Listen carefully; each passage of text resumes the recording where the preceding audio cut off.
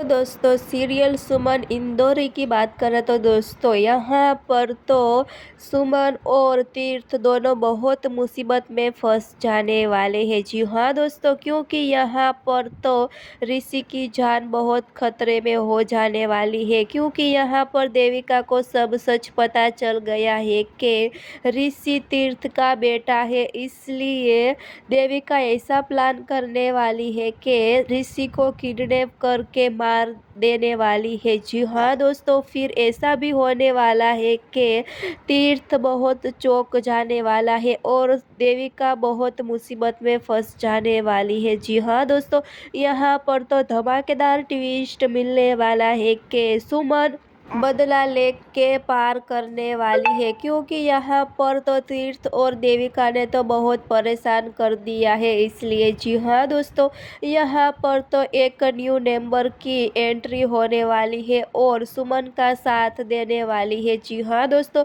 सुमन यहाँ पर अपने हिसाब पर केस लड़ने के लिए भूमि को बुलाने वाली है। जी हाँ दोस्तों, यहाँ पर धमाकेदार ट्विस्ट मिलने वाला है। आगे देखने के लिए जुड़े रहे किरण सीरियल स्टोरी के साथ। दोस्तों फिलहाल लिए बस इतना सा।